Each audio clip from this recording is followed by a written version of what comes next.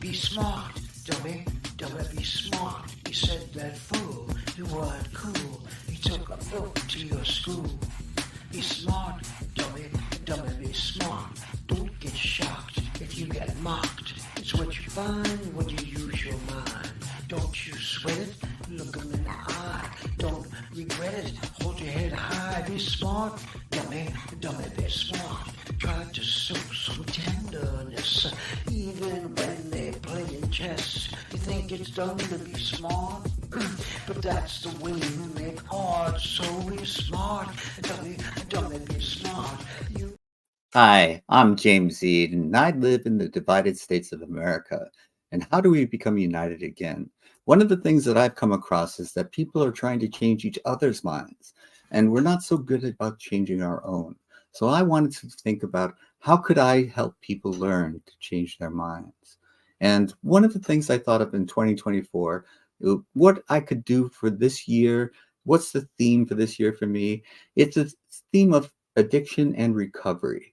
Because in my experience, people were looking at people who are addicted to substances, whatever they may be, behaviors, all these types of things, people would be judging them harshly. And, judging others is not necessarily the way to go. But if you get judged, often I have heard it's a lack of willpower. The whole campaign of just say no, for example, was if it's so easy to just say no, why wouldn't everybody do it? Is there something more to it? And I've asked a guest to come on the show and help me understand this situation a little bit better. Yudhishthira, the co-director of Ananda Bay Area School of Yoga. Thank you for joining me.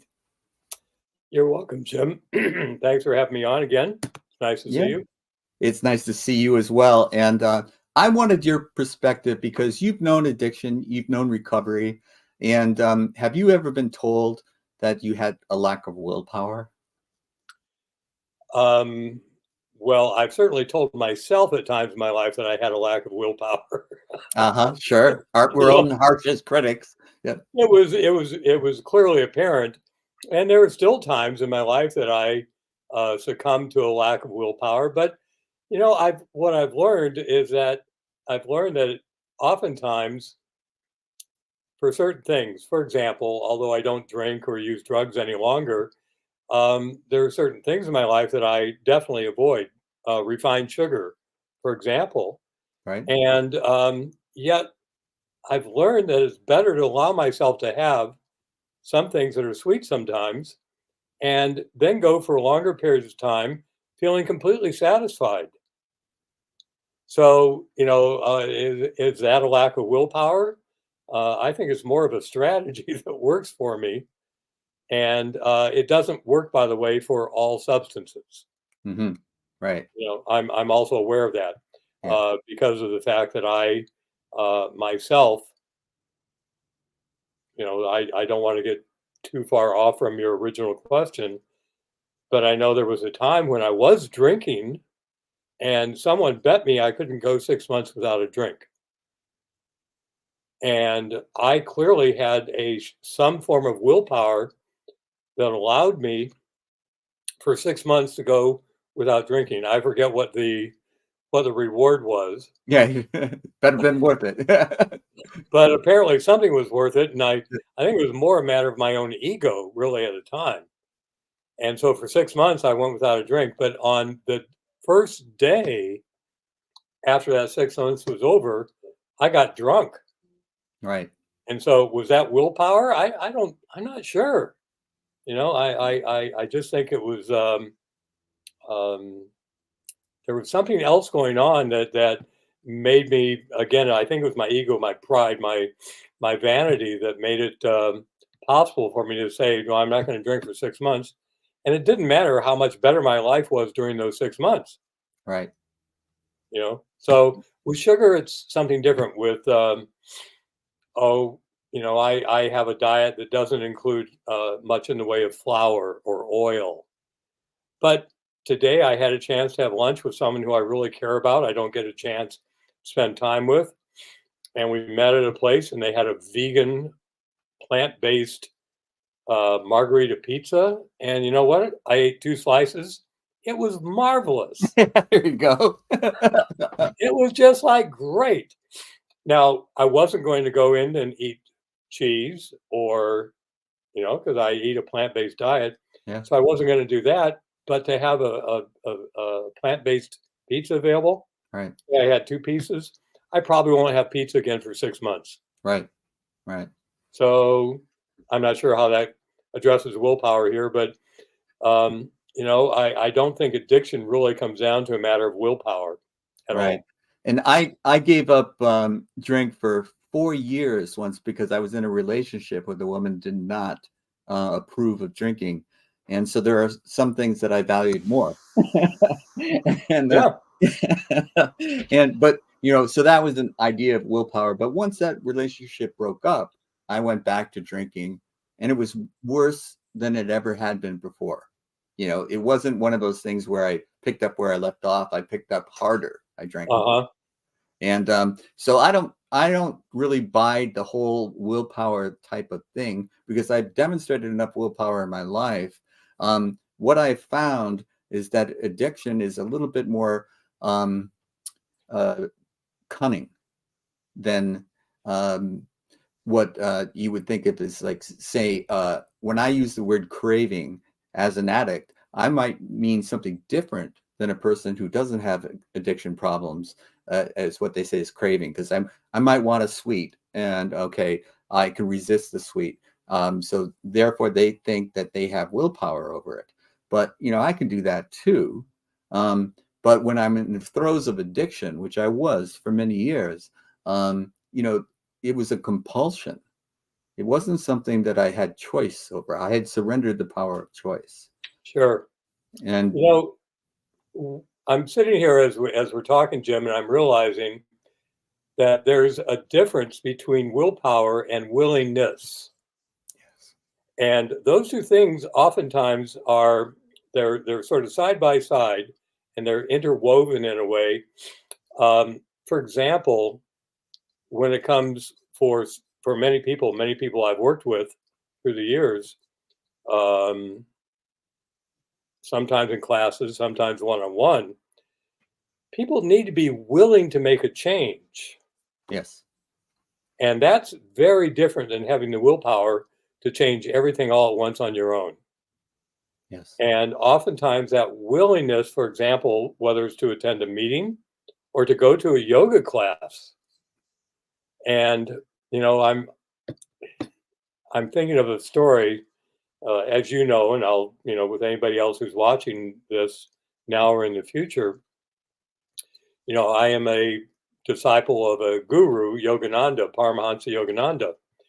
And Paramahansa Yogananda is marvelous to me in part because he's relatable.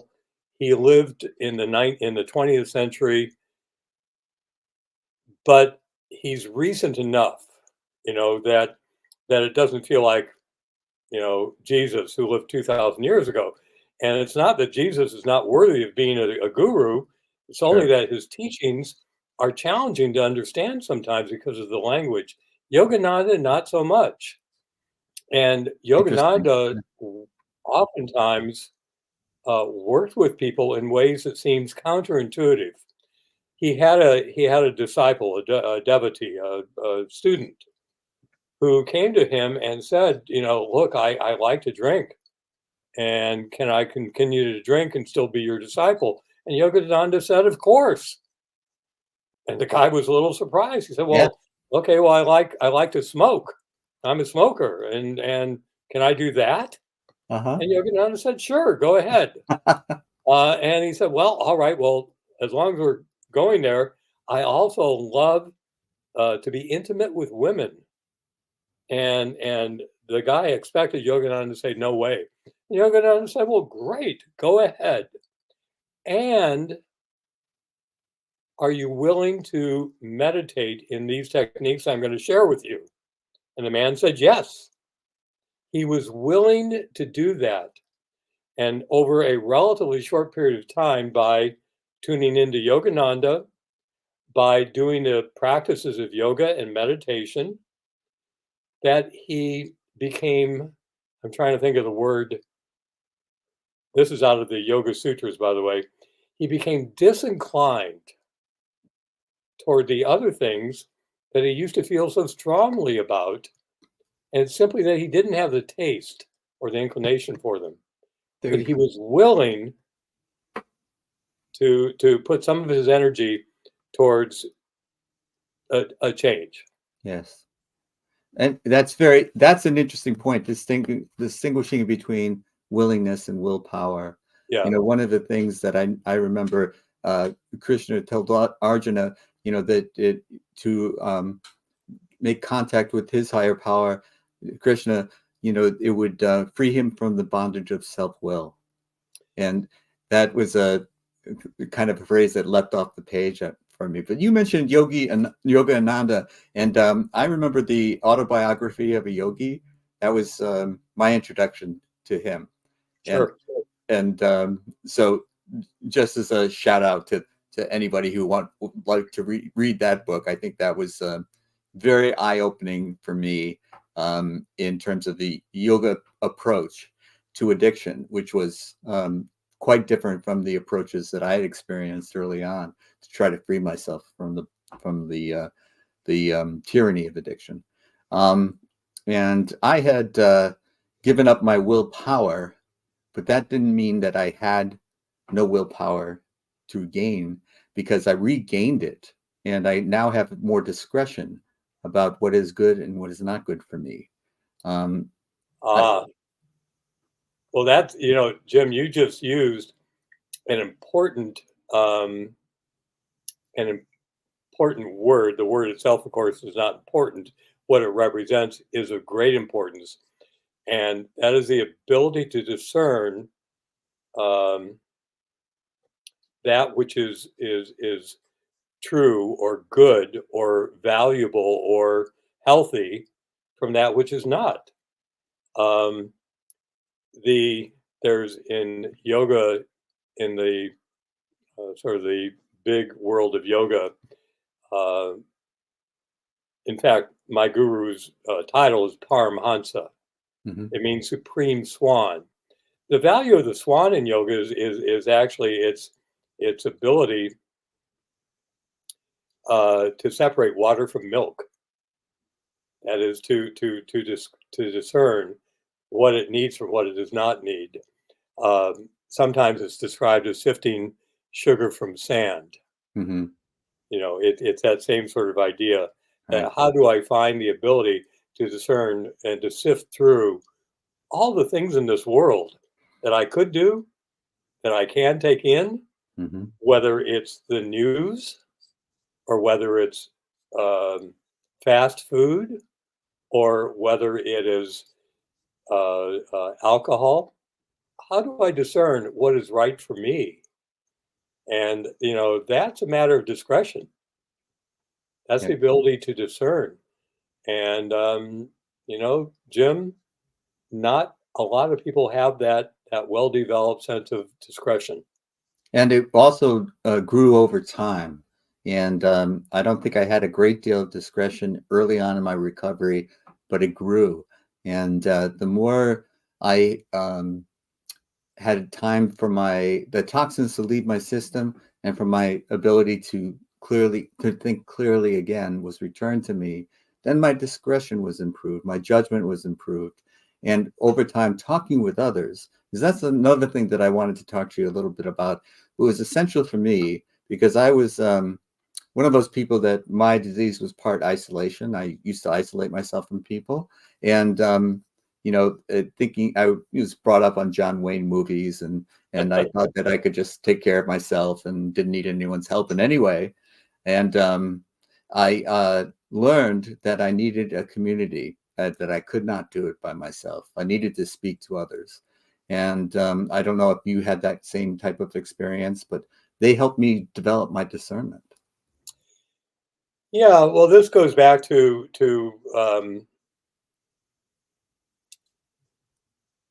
there's a whole lot. Look, just for everybody who's listening, I always intended to be an MD.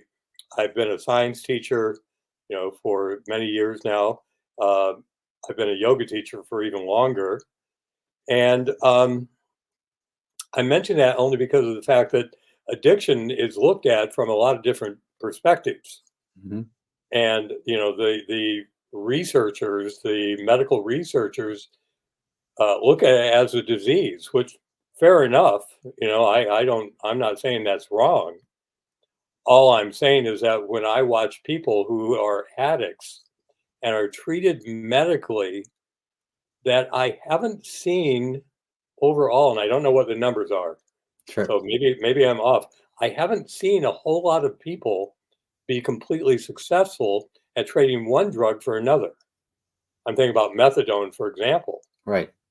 And that I've just seen people who end up continuously using methadone, in place of other opiates. You know, um, so in terms Sorry, of you just reminded me of a Woody Allen movie where they stand up as kids and they say what they as what they are as grown-ups, and this little girl raises her hand. I used to be a heroin addict. Now I'm a methadone addict. that's it right there. From a again the perspective of yoga, we operate at a very different level. When you look at things as a yogi, you operate immediately with two big concepts that interconnect, and that's karma and reincarnation.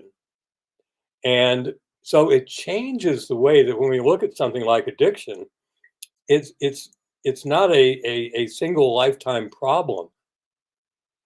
And once you have that bigger picture, it takes some of the pressure off. Right.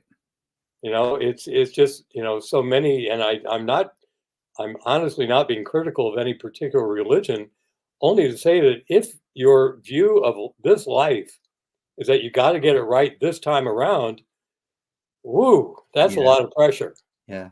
And there's clearly a whole lot of people who don't succeed, Right. you know, And and I'm sorry. so I was just going to say that one of the things from a karmic perspective, if I get this correct me if I don't. You don't have to blame anybody for your addiction.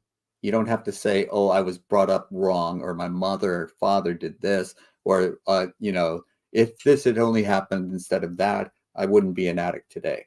Um, that's exactly right. Because if you look at it from a karmic perspective, and from the with the perspective of reincarnation being a chance to get things right over and over and over again, always with the opportunity to improve and always carrying with you the improvements you've made.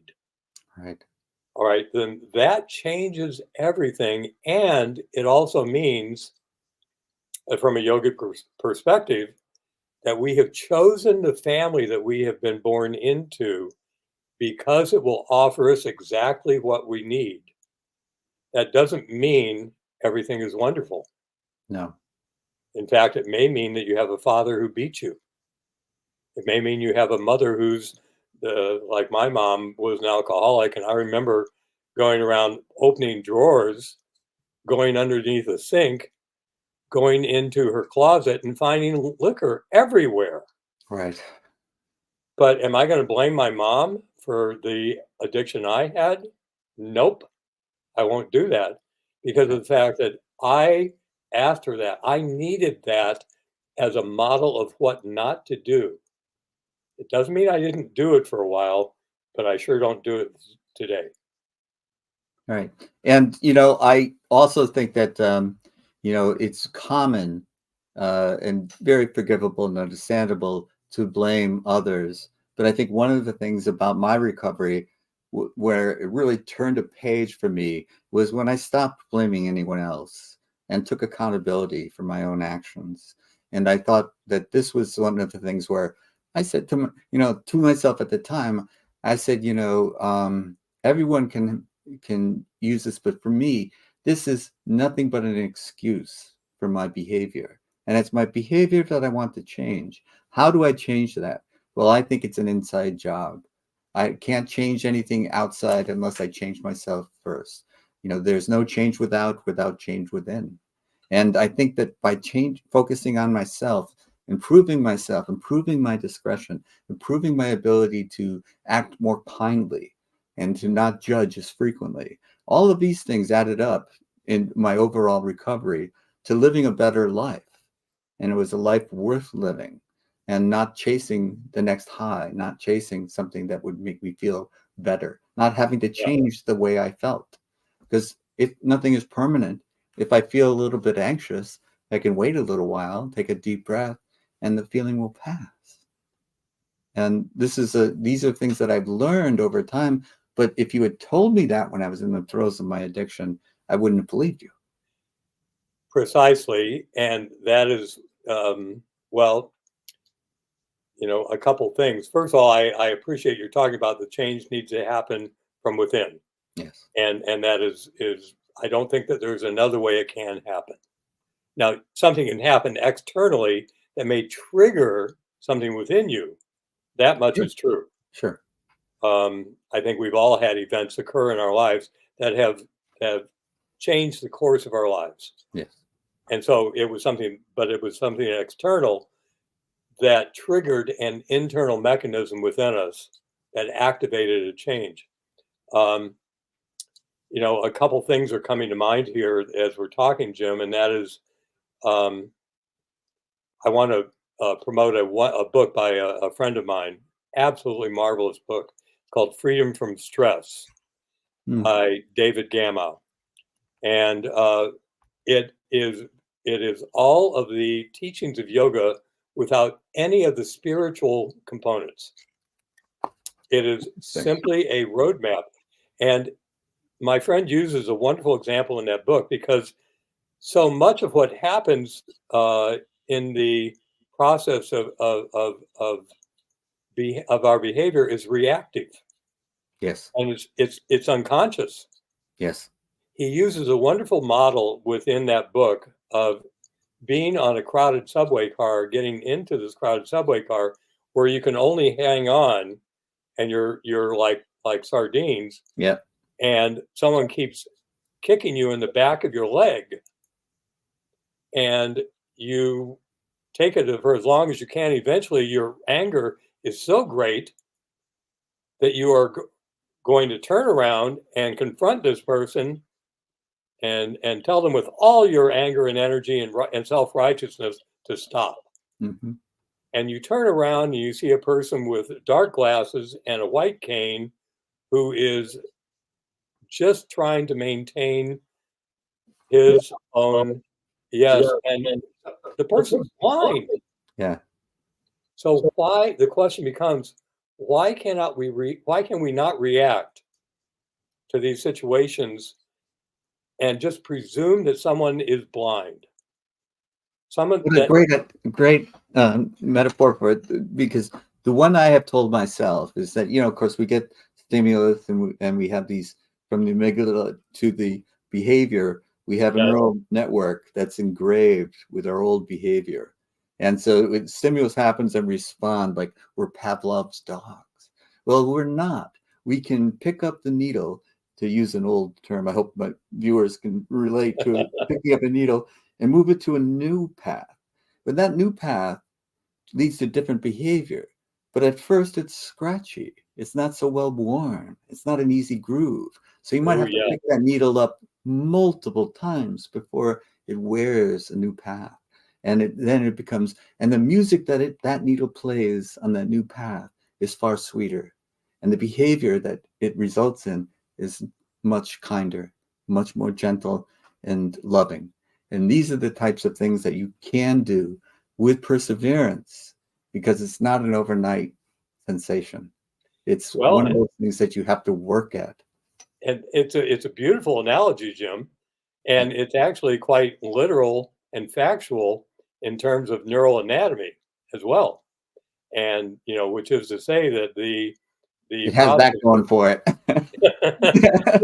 The process of creating a new pattern of behavior is one of establishing new neural connections, new neural pathways, and that once those pathways are first established, it's not easy to follow them.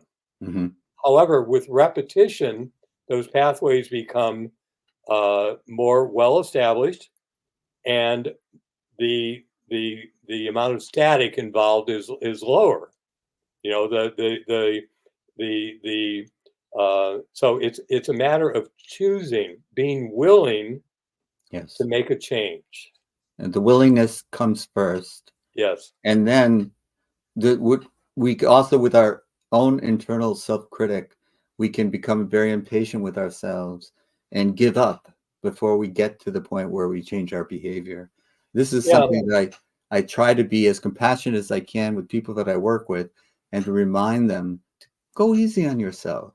You know, recovery is not easy. Recovery is not, you know, something that will happen, you know, as soon as you make one effort, then you're all better. No, it's a process that takes time and energy and repetition, and you will see progress over a period of time. And that's what you want to cling on to, not to the perfectionist that we can, you know, say, oh, if I couldn't do it once, I'll give up, you know.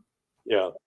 And even people that have relapsed, you know, this is what I try to tell them, is that, you know, it doesn't matter when you get it, as long as you get it, and keep working. You know, You remind me of the time, and you will have heard me speak about this in classes before, but you know, for many years I taught at a residential recovery center in Scotts Valley, and you know, I would go in and teach an hour-long yoga and meditation class. mm-hmm. For your viewers, it's helpful to understand that the style of yoga I teach is called Ananda, and Ananda yoga incorporates the classic yoga postures and accompanies them with affirmations, so that the body is doing and the mind is repeating a cooperative practice. And so you may call it a yoga posture, but there is an affirmation that goes with it. And so, for example, there is a particular yoga posture called chair pose. And so often people talk about their bodies as if it's a burden, as if it's something, you know, it's one thing after the other. You know, you know, first I got this, then I got that. Yeah, right. You know, my knees going out, my hips going out. Yeah. Okay, so in this yoga posture, your arms are extended, your knees are bent, your legs are engaged, your pelvic floor is tightened enough, but you're breathing and your heart is wide open. Your arms are extended, palms upturned. It's called chair pose. And the affirmation is, my body is no burden. It is light as air. My body is no burden. It's light. It is light as air. And you're drawing this energy from your legs into your heart, sending it out to your hands. And it just makes your body a channel rather than a mass that you have to carry around with you. And when I would teach yoga at this recovery center, I would only have an hour with these folks. And what I found is that within an hour, these people came in from hopeless when they first walked in, and many of them really were hopeless, and they would walk out happy. Now, it was short term. Yeah, sure. But because they felt it. They felt it, and they would come back faithfully every time I would be there. And the thing that would happen is that many of these people would go away. They'd do their 30 days. And, you know, then 6 months or a year later, they would come back. I'd see them again. And I would always give them extra energy, give them extra hugs, extra attention, because these were the people who were going to succeed. The ones who came back and said, I'm going to do it again. Right. And some of those people came back 2, 3, and 4 times. Some of my best friends who they would describe themselves as recovering alcoholics, right, have had long periods, decades sometimes, of sobriety, and then they would relapse, and then they would have another long period of sobriety. Those are the people who are using their willpower correctly. They are willing to go back and say, I didn't get it right. I'm going to do it again. And very good. Very, Yep. very useful. Thank you for telling me. It leads me to another question I have, and I phrase it as abstinence versus renunciation, because you just triggered me to think of like abstinence when I'm trying to abstain. We have a phrase called white knuckling it. You're holding on tight, and I think these abstinence is a thin cord to hang on to, and there's often relapses when you're just merely trying to abstain. But the principle of renunciation goes deeper into your heart, deeper inside to your core being. And when you renounce something, you're no longer tempted by it. There aren't these flashes of, I want to, I should, but I shouldn't. And that type of internal turmoil goes away when you are able to achieve renunciation. And it's not just saying the word, it's to feel it. That this is no longer part of my life. Whatever purpose it served in the past, it no longer serves. And it's a deeper commitment, but it also, by renouncing, you're also abstaining. So you get both. You abstain, but you're not holding on to as tightly because there's no need to hold on tightly. The desire is lifted. Renunciation is a word that has a much broader meaning than I think it is usually given in Western society. And I live in a community of renunciates, and what that is referring to is not simply renouncing something like alcohol or drugs or some worldly behavior. It's rather renouncing the appearance of permanence in the world around us. Mm. And it goes, and so that's what's being renounced. Now, there's another side to it, which is that when we renounce what is temporary but appears permanent, you might have noticed that you can make all the plans in the world for something to take place, and that sometimes they don't. Right. And you can think that this particular acquisition, buying this thing or doing this thing, is going to make me happy, and then you buy it or you do it, and you're left with the same feeling that you had before. So you pick up something new and you try that. Always trying to reach outside yourself. The value of yoga and meditation in terms of this matter of renunciation is that when we turn our attention inward, we begin to focus on those parts of us that are permanent and true. And when we renounce the material world, it's not that we are renouncing happiness or joy. In fact, we are finding that those qualities of happiness and joy abide within us, not around us. And it's a very different form of renunciation. And the people that you start working with when they're early in the recovery or just trying to become free from the tyranny of addiction, they don't think that they could ever feel that way. They don't believe that they can feel joyful again. Yeah. And it's such a gift when you see them feel it, and you see the smile, and you see the contentment. And rather than, as I used to, chase higher and higher highs, I feel that this contentment, this feeling of peace, is so much more valuable and so much more permanent. Not that I'm peaceful all the time. Of course not. Every day is different. There's ups and downs in every day. But sure. I can always re-establish that period of peace through meditation, through some sort of rituals that I practice that can center me again. And I have the confidence that I can do that. I no longer feel like, oh gosh, I got anxious. I have to change the way I feel somehow by ingesting foreign substances or doing some sort of behavior. I know the type of behavior that's necessary for me to do to become serene. And it's worked often enough that I know now the neural pathway is, more or less like kicking myself. Why don't you do it?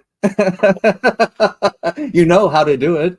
Now Now, there are still those moments in almost every day for me that, if, why don't I meditate longer when Hmm. I have the time? Um, I'm still thinking about the renunciation piece of it, and I've Hmm. realized that one of the, this idea of affirmation is such a powerful tool for creating new neural pathways within our minds. Yes. And, one that connects that um, practice of affirmation with renunciation is this affirmation: I will go forth, or I go forth in perfect faith in the power of omnipresent good to bring me what I need at the time I need it. Yes. Right? And when we are able, and sometimes I have to say that continuously in my head, Yeah, I to know. shift my attention from thinking things should be differently outside Right. and instead to shifting my perception of them. So that is an active use of renunciation. Yes. So it's not just, renunciation sounds, I don't know, so boring. Yeah, I get that. and Or and you're it, depriving yourself of happiness. yeah, Yeah, and yeah, it's just the opposite. it is. Yes, that's my experience. And when you stop thinking you're going to be that this other thing outside of you is going to make you happy, Yes, suddenly you begin to realize, oh, I have a choice to be happy. I am happy. Exactly. I can remember sitting on my couch wondering, what is this I'm feeling? It's a strange feeling. And I finally figured out after a few minutes, I'm happy. And hadn't been able to identify it. But now I can. I can feel my feelings and I know what they are. It's a gift you give to yourself. And I think that one of the affirmations that you taught me that it stuck in my head was, I am free, nothing on earth can hold me. Yep, And that led to a soaring sensation. And that is a joyful feeling. it's true. And just to put it into its context, the first part, nothing on earth can hold me, in yoga is that affirmation is sort of joined with a standing forward bend. Hmm. And the second part, uh, um, nothing on earth can hold me, um, I am free, is when you stand up, open your arms wide, bring your arms above your head, Yes. heart's wide open, you're looking up, you're Yep. not trying to hold anything back. Yep. I am free. Yes. So nothing on earth can hold me. I am free.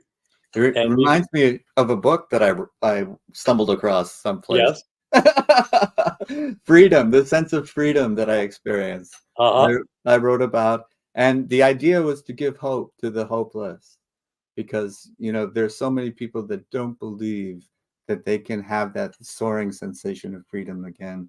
And the message that I want to deliver is that you can. Anyone can. And what works for me may not work for you. And what works for you may not work for me. But to keep seeking until you find what works for you. 'Cause- yeah. One of the things I appreciated about your book, Jim, was um, the fact that you identified more than AA as pathways towards freedom from addiction. And um, my my backstory enough to know that my freedom from addiction came, and I this is how I view it now, was simply a matter of having the craving removed from me. yes, It felt like a divine intervention. right. And it took me about a week before I realized that it had even occurred. I had alcohol, I had marijuana, I had amphetamines, and I had cocaine, all available to me.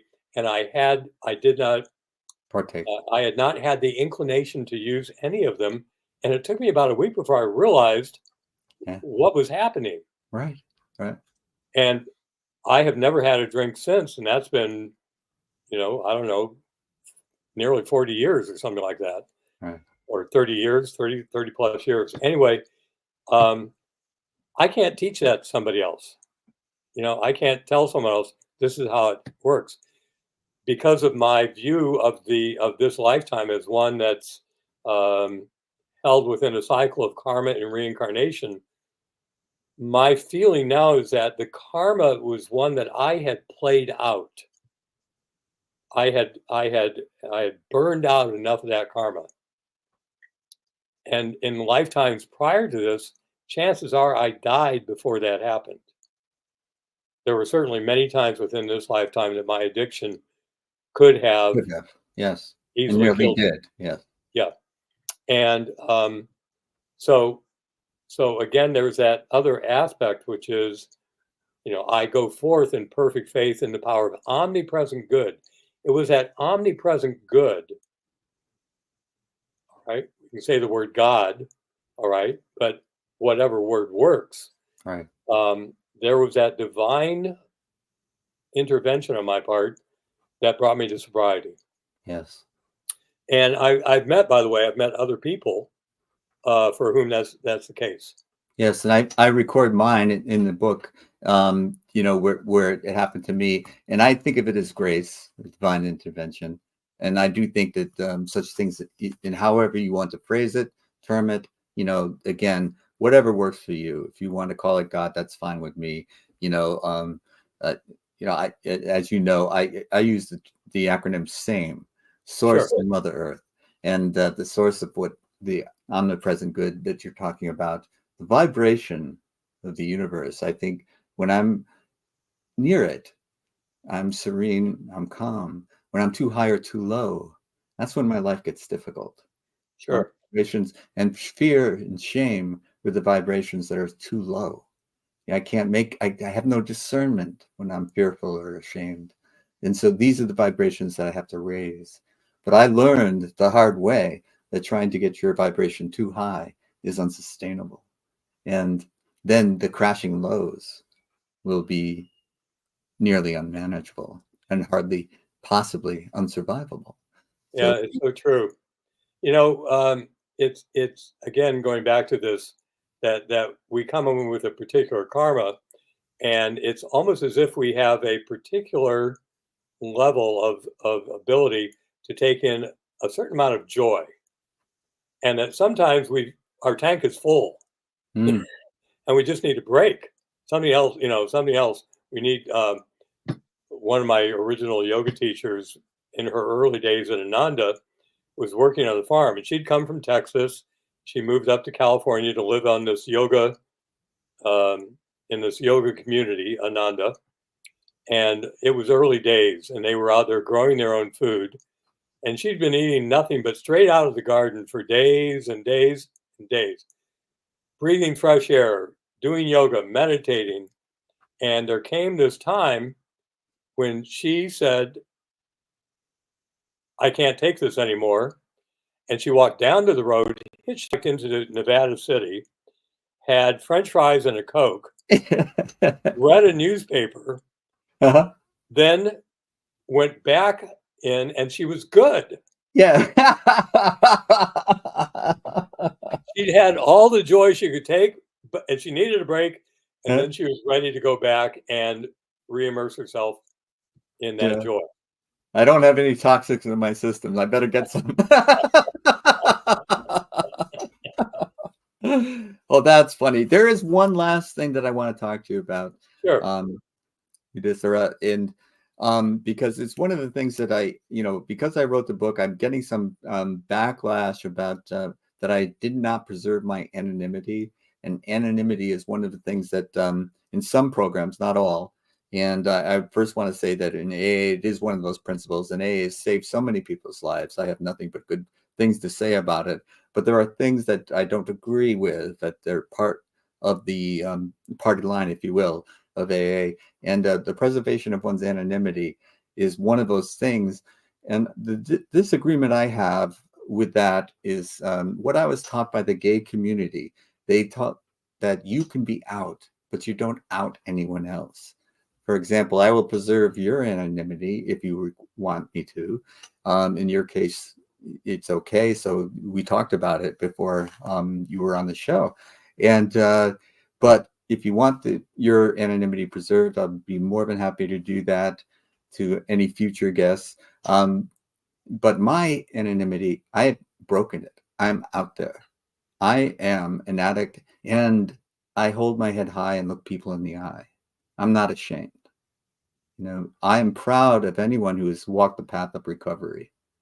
Because it's not easy, and I want to support, and I want you, whoever you are, to feel good about yourself, that you've changed, you've got the willingness to try to recover from whatever your addiction is.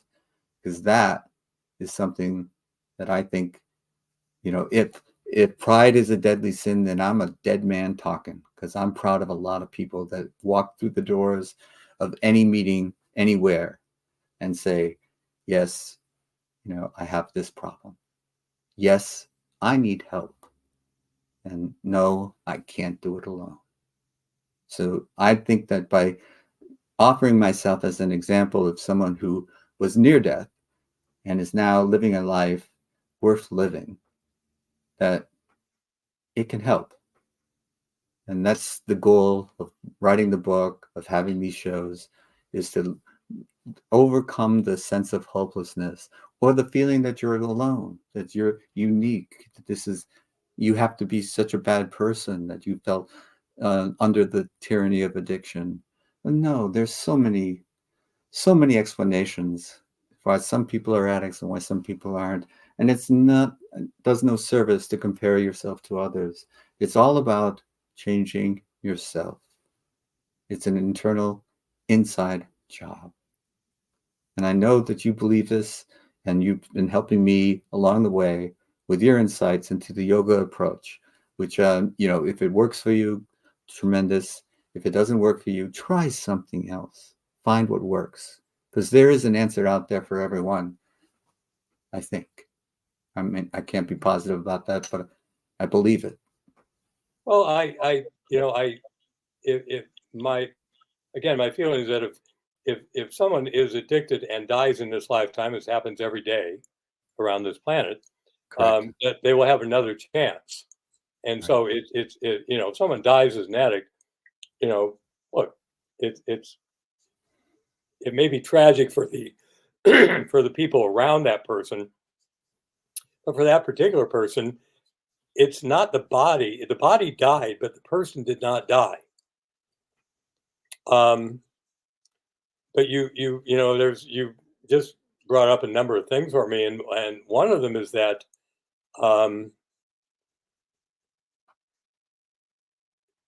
anonymity is not just about addiction.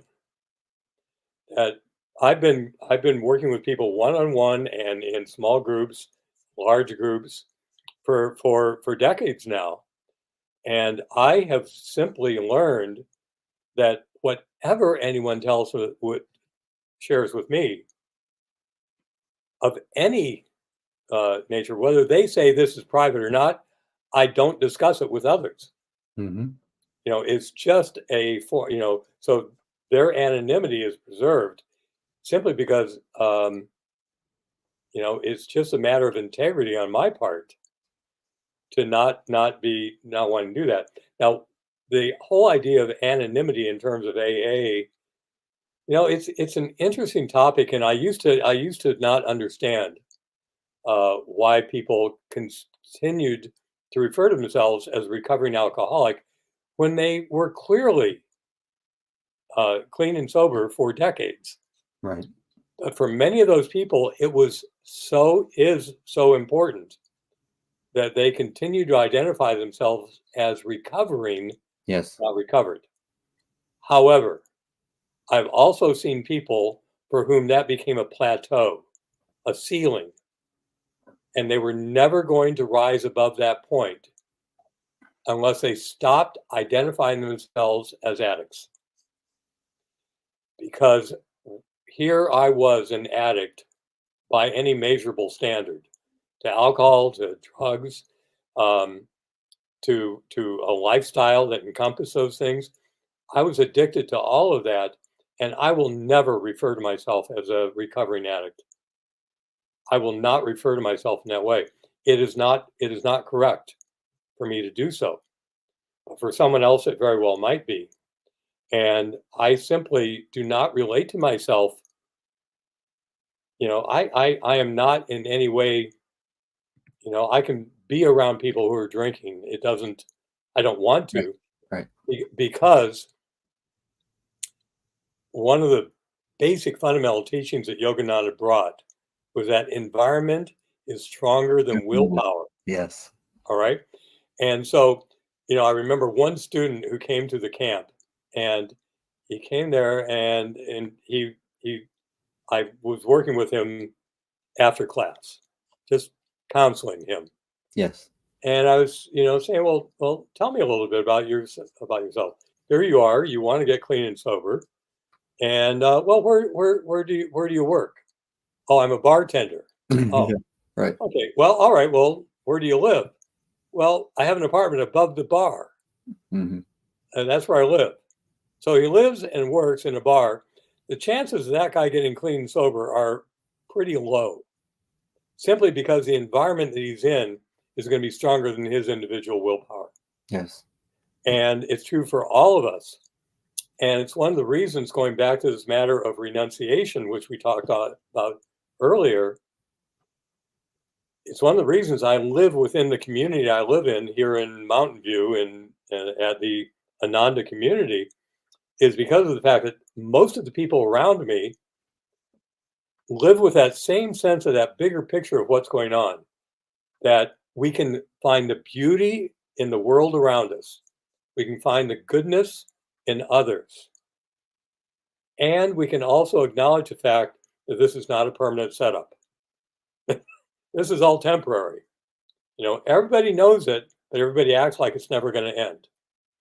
So, And so when it comes to this matter of anonymity, what I am not anonymous about ever is going to be, I'm not anonymous about the fact that I am happy, that I am joyful. yes. Those are the things I'm going to put out there. And I am not going to identify myself as an addict. You know what? You probably didn't realize that, but you just changed my mind.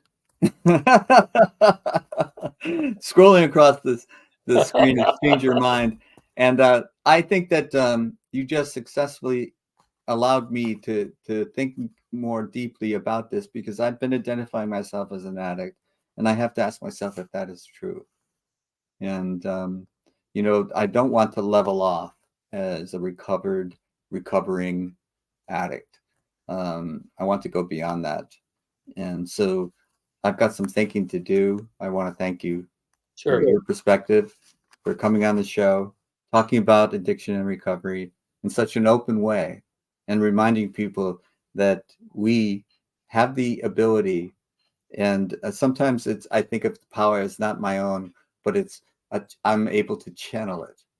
And by channeling the power, I can affect other people's lives and help them become as happy as they were meant to be. And you are doing that, Jim, right now. Thank you. So thanks again. And we will be in touch, I am sure. All right. Yudhishthira, I just want to thank you again for the service that you provided to me and to others. Absolutely. My pleasure. And it's truly what I was meant to do. And I'm happy to have the chance to do it. So blessings, and thank you for having me. Blessings. Okay, I'll take you off stage now. All right. Yudhishthira from Ananda.